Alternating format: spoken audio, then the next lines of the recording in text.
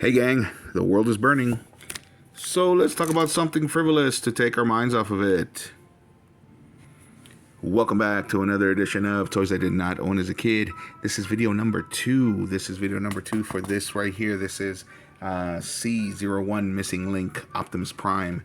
So this is basically a re-release of the G1 Optimus Prime. And the only difference is that Optimus Prime is going to have full articulation so that he'll be able to do this amazing pose that we remember from the movie.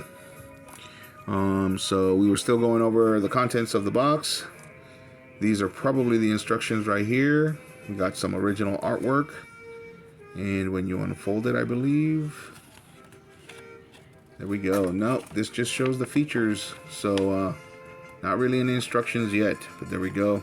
There's some of that original artwork that when we were kids thought was terrible because we had seen the show already.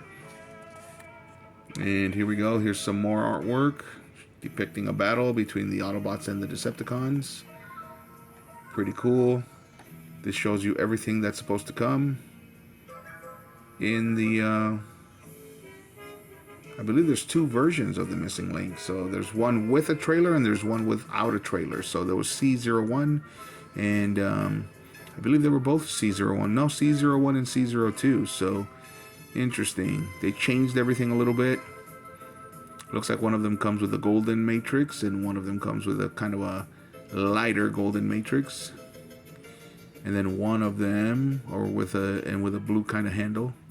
Huh. That's a way to get you to spend your money. Anyway, here we go. I see it says Convoy Anime Edition. So the Anime Edition comes with the yellow license plate section and the lighter matrix. So this one says 1985 version. So this is showing you what he looked like in 1985. I really wish I could translate this. I have no idea what that says. I do not speak even a word of Japanese. That's not true. I can say thank you for my thank you for the meal or something like that. I can say thank you very much.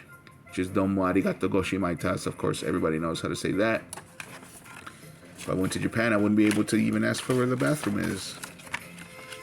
Anyway, so that's what that is. And here we go with actual instructions. And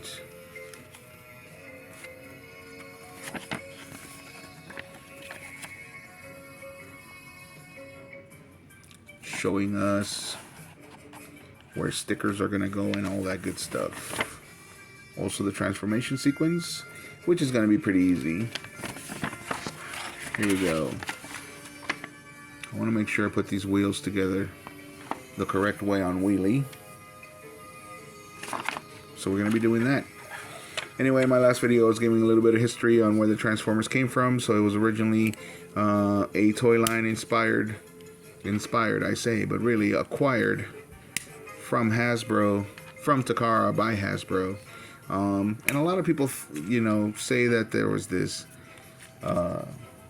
toy convention or whatever that Hasbro went to when they saw these things for the first time.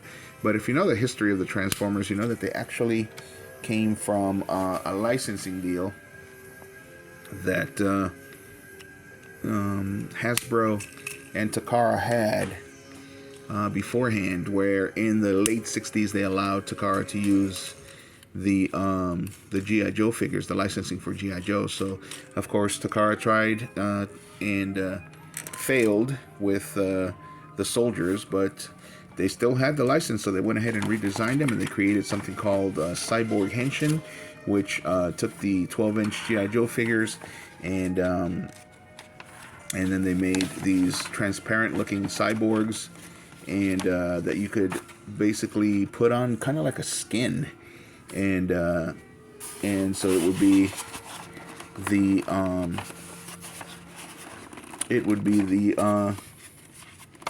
some of Japan's most famous characters, and so that eventually led, that combined with an oil embargo, caused them to bring them down into size. Bring them to the size of, like, I believe 4-inch. Oh, this is gonna be tough. It's gonna be, no, it's not gonna be tough. You just gotta turn it upside down. There we go. So Optimus himself, I can feel the die cast on Optimus, but I'm not necessarily feeling much die cast on the trailer. The original had the walls, I guess. The original trailer, the walls were made of die cast as well, because Diaclones come with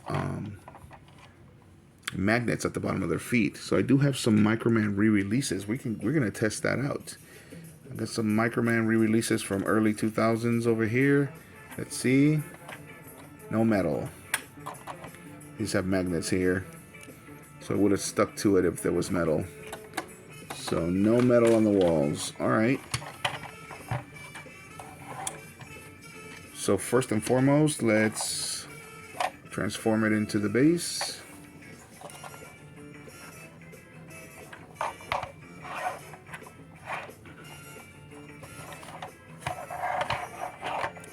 And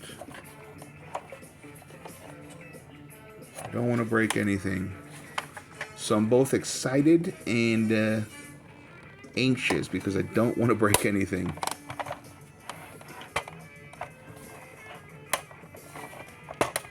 There we go.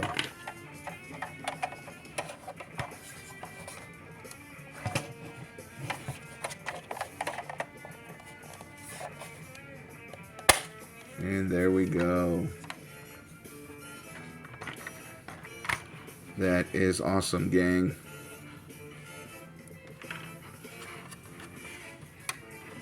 All right, so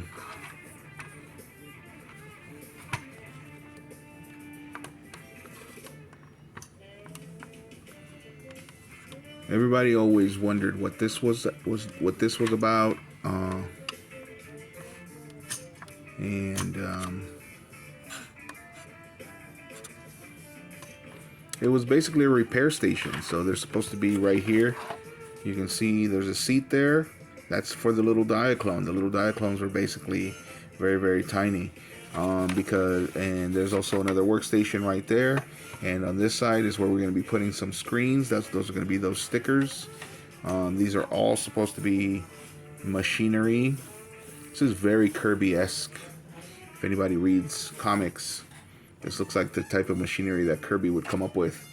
So there we go. So this is supposed to be a repair station, and you can stand it up this way for Optimus to stand in as well. Let me pull this back a bit.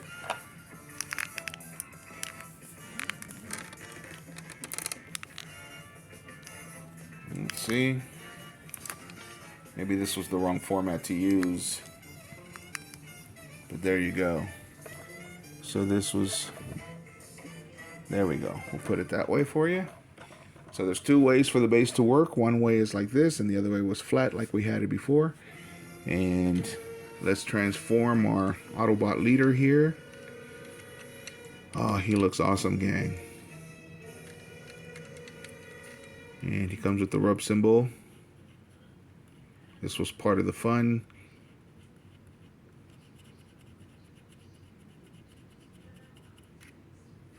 You can barely see it. I guess I'm not emitting that much heat right now. But it's basically one of those things that's heat-based, so if you rub it, it actually happens faster. But even if you just put your thumb there for a little bit, or any finger, then it shows you what it's supposed to be. That was supposed to be part of the fun, is that you don't really know whether or not they're Autobots or Decepticons until you... There it is. Until you you rub this symbol. And there it is. So he's an Autobot. Which of course this gives it away whether he's in truck mode or robot mode. But let's get him transformed.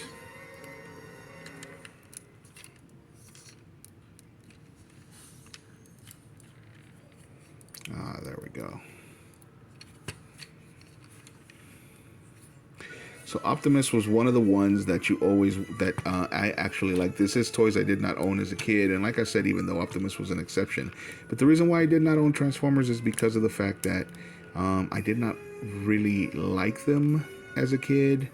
Because for the most part, they did not look like they did in the cartoon. This is great.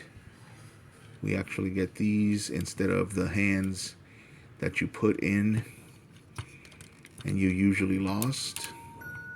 And instead of stickers, this is an actual mold over here, gang. So we got some ratchet articulation, as you can hear. I'm sure you can hear the clicking.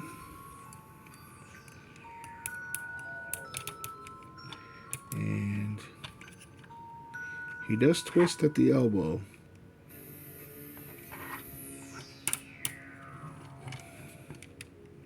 And the hands open and close, the fingers open and close. All right. So, and for the first time, his legs move forward. And you can hear that ratchet articulation.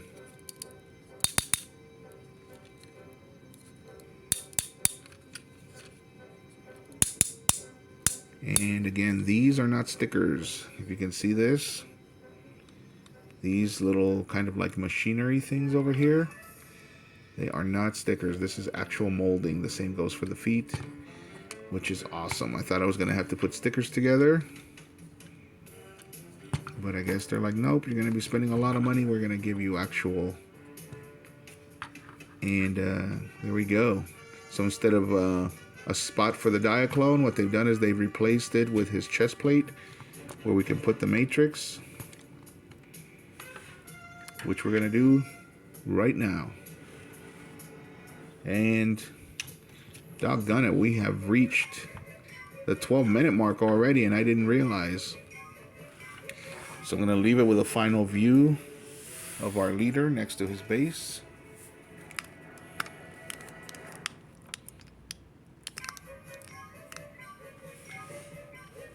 Or maybe in his base, the way he's supposed to be. There we go. Alright, gang, so clearly there's going to be a video number 3, so leave a like if you like this video and subscribe if you like the content. Thanks for watching.